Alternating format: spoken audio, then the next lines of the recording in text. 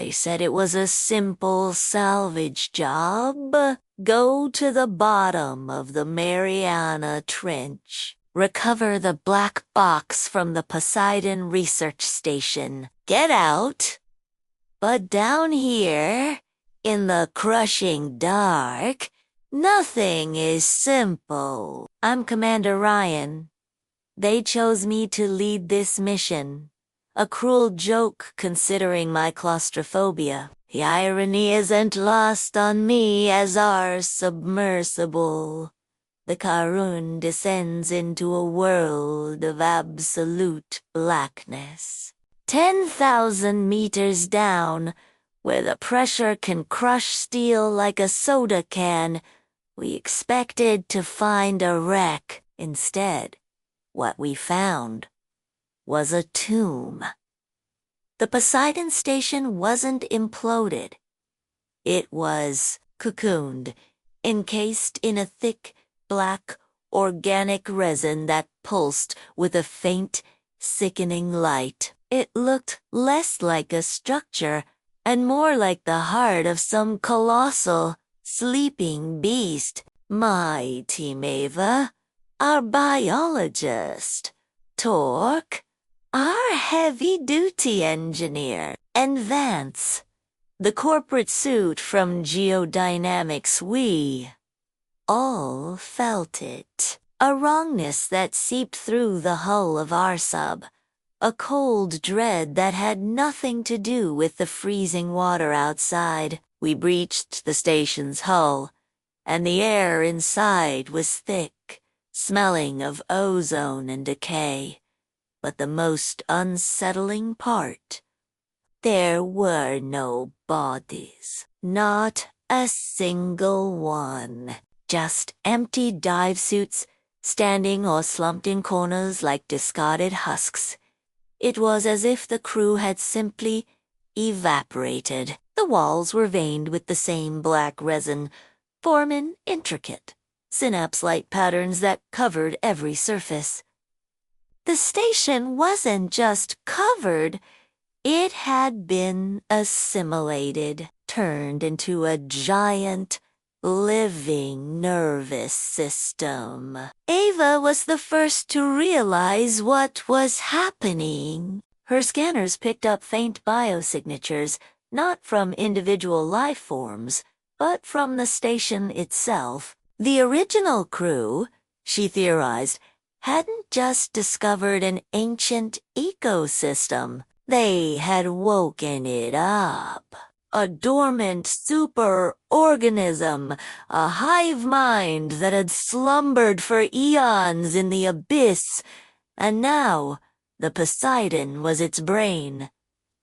The first attack came without warning, a flicker of movement in the darkened mess hall. We followed the light, a soft, familiar glow. Torque, always the brave one, moved ahead. The light resolved into a face, hovering in the darkness. It was Dr. Aris Thorne, the Poseidon's lead scientist. His face was pale, his expression pleading. "Help me," it whispered. Torque stepped forward, reaching out, and then the trap sprung. The face split open, revealing a cavernous mouth lined with needle-sharp teeth. The light wasn't a face. It was a bioluminescent lure. The creature it was attached to was a humanoid horror, slick and black, with elongated limbs. An angler. We'd later call them. It lunged, and Torque was gone in a flash of thrashing limbs, and a single, choked scream that was cut short. All that was left was his empty suit, collapsing to the floor. Panic set in. These things weren't just monsters. They were intelligent. They were using the faces of their victims as bait, weaponizing our own empathy against us. Ava's hypothesis became a terrifying certainty. The superorganism didn't just kill its prey. It absorbed them. Their consciousness, their memories, everything became part of the hive mind. The faces weren't just lures, they were echoes of the people who had been taken. Our mission changed from salvage to survival. The black box Vance was so obsessed with was in the station's core. He insisted it contained priceless data, the key to understanding this new life form. He was willing to risk everything and everyone to get it. As we pushed deeper into the station, the walls around us seemed to breathe. Whispers echoed in our Kumsta voices of the lost crew, calling our names, begging for help, trying to lure us into the shadows. My claustrophobia was a raging fire in my chest. The station wasn't just a tight space, it was a living predator, constricting around us. We reached the core, a massive chamber pulsating with a deep, crimson light. In the center, suspended in a web of organic cables, was not a black box, but a large, ovoid object. The core drive, it looked like an egg, a heart. This was what the organism was protecting. This was its future. That's when Vance showed his true colors. As the station began to groan, the hull finally succumbing to the immense pressure and the organism's own contractions, he made his move. He sealed the door behind him, trapping me and Ava in the core chamber, and grabbed the core drive. "This is the future of human evolution," he yelled, his eyes wild with a terrifying ambition. He was never here for data. He was here for a specimen. As Vance made his escape, the egg in his hands began to hatch. Black tendrils erupted from its shell, wrapping around his arm, burrowing into his flesh. His screams of triumph turned to agony as the organism began to consume and assimilate him right there. For me and Ava, the world was collapsing. Alarms blared. As the station imploded around us, we scrambled back towards the Curin, anglers emerging from every shadow, their lures now showing the face of Torque, his expression twisted in silent horror. We barely made it, sealing the hatch just as the core chamber was annihilated by water and pressure.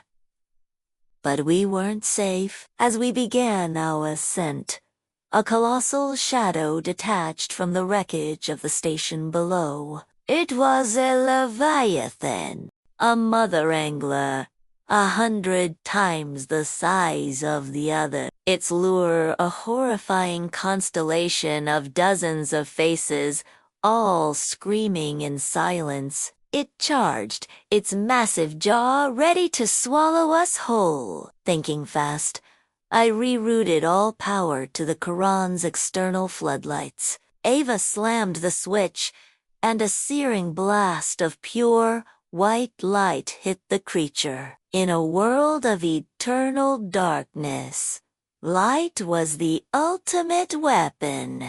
The Leviathan recoiled, blinded and burned by the intensity. It gave us the opening we needed. I pushed the thrusters to their absolute limit, and we shot upwards, leaving the monster and the remains of its abyssal kingdom behind. We broke the surface, gasping the clean, open air under a starry sky. We were alive. We had survived. But the feeling of victory was short-lived. A few kilometers away, a beacon blinked in the darkness. An emergency escape pod. Vance's pod. It had surfaced. As our rescue vessel approached it, we watched on the monitor. The pod's hatch was open. Inside, there was no sign of Vance. Only the remains of the hatched egg and a single pulsing console. It was sending a signal, not a distress call. It was a sonar ping, directed not up towards the sky, but down. Deep, deep down. We hadn't escaped the abyss. We had just led it to the surface. The signal was a call, echoing into the crushing dark, and we knew, with a certainty that chilled us to our very souls, that something was about to answer.